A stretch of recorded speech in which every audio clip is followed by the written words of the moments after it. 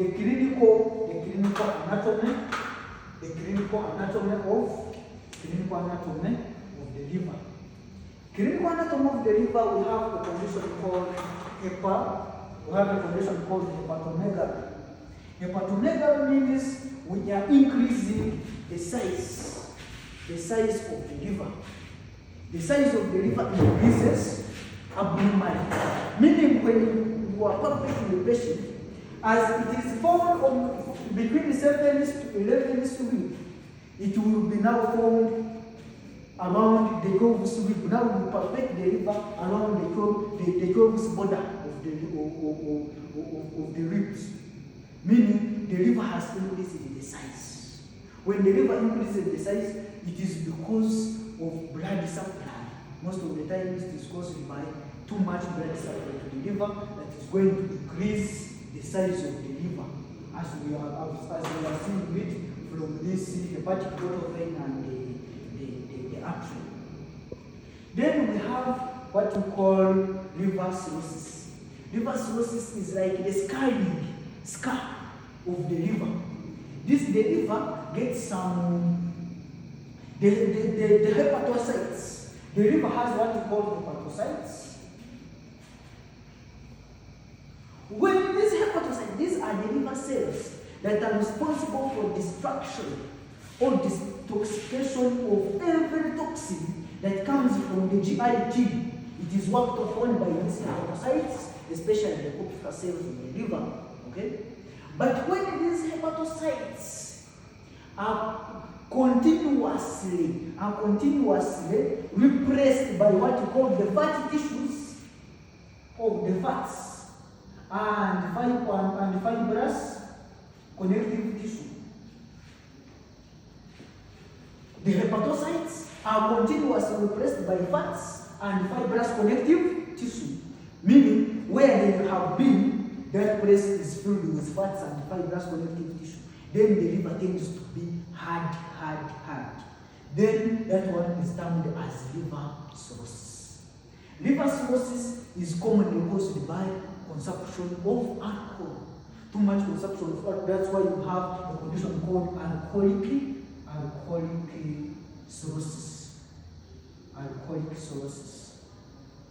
Meaning it is caused by alcohol.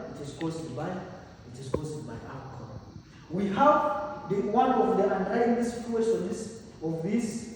It means when the liver becomes too hard, the blood bypassing the liver cannot bypass the liver, which we shall term as what we call portal. We shall term it as portal hypertension. The difficulty of blood to pass through the portal vein, we term it as portal hypertension.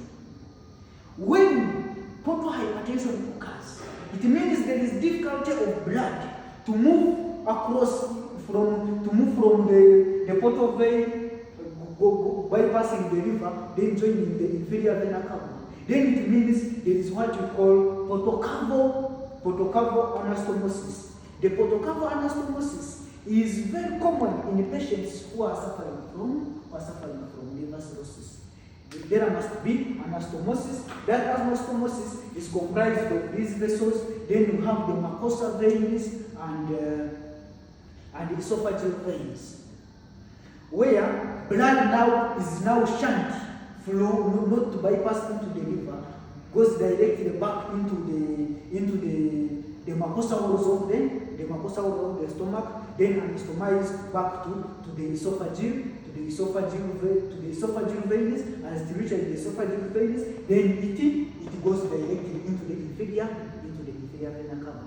But this condition, most of the times, when blood becomes too much in mucosal veins, then the mucosal veins are going to rupture. When the mucosal veins, they are called the submucosal veins rupture, then we shall have a person vomiting blood in most of the cases. That condition of vomiting blood is brought about mostly by liver cirrhosis. You vomit blood because the veins are going to be filled with too much blood, then they rupture because they cannot sustain that very blood pressure because of portal because of the shunting. The blood is being shunted from the liver because of these sources. That is under obstruction there. Then we have what we call the liver cancer, which we term as the liver carcinoma. We have the carcinoma here. This liver carcinoma is most of the times caused by that is abnormal cell divisions. But we have looked at most of the cases where this liver carcinoma comes as a result of metastasis of the cancer. Maybe one of the organs in relation to the liver has the cancer cells, and those cancer cells spread directly and they come from the liver. For example, like the colon, the intestine, all the intestines, the rectum, because of having those mesentery that comes directly to join the liver, then there is that transmission of cancer, even using this momentum. It comes. Then you also have the spread of cancer directly from the breasts to the liver. Because of the lymph nodes of the breasts connected with lymph nodes of the liver, then there is transmission of cancer from the liver directly from the breasts directly into the liver. So that is what we call liver cancer, or what we call liver carcinoma. Then we have what we call subphrenic abscesses.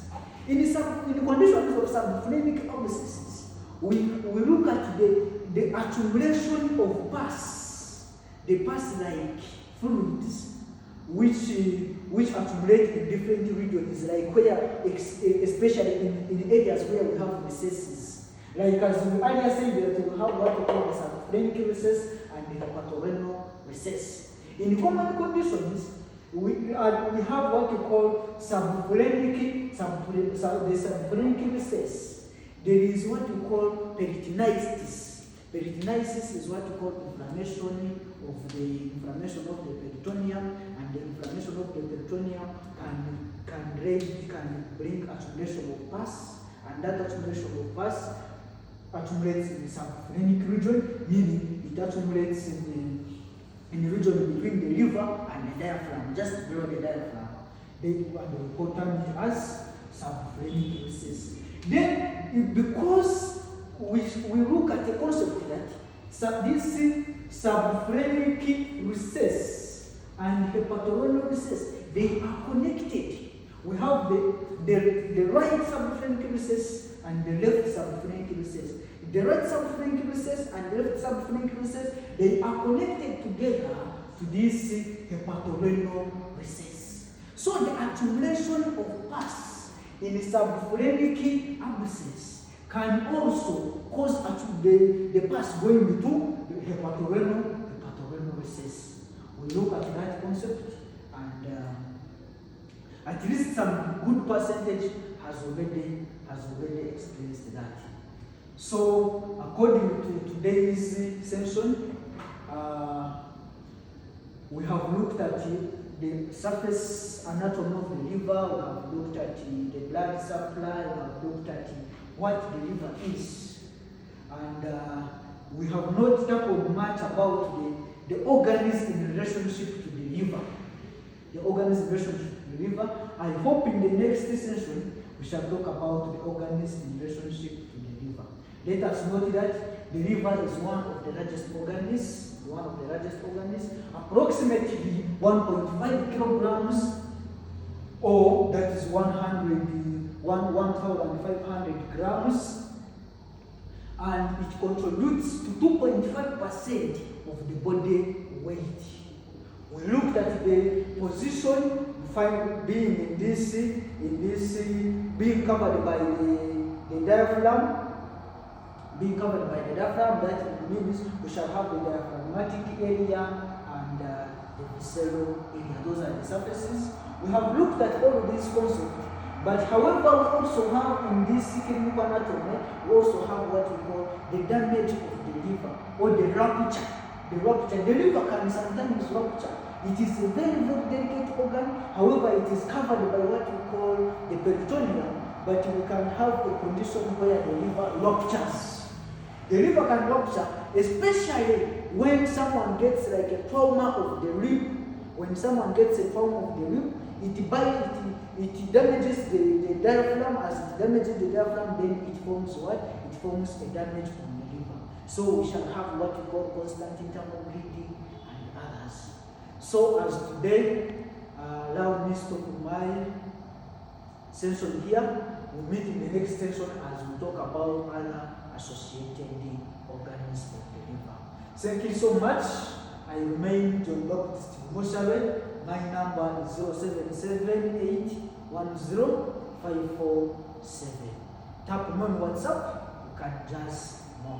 Thank you so much.